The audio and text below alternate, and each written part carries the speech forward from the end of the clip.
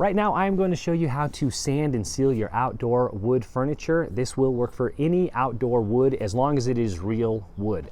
The first thing that you want to do is sand it to your desired color and texture. My mom, this is her picnic table, so she wanted to go ahead and do this. She used her belt sander with a grit of 36 sandpaper. She left some of that gray. She really likes that style, so this is how she wanted it to look.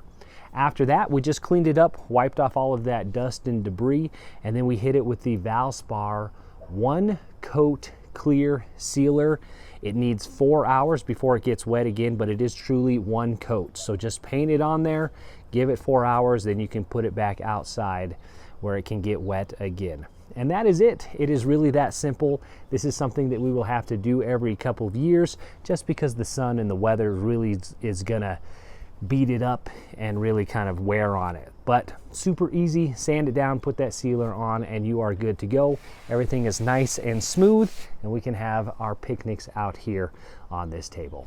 And that is it. Again, my name is Drew. If you like DIY around the house stuff, please feel free to like and subscribe.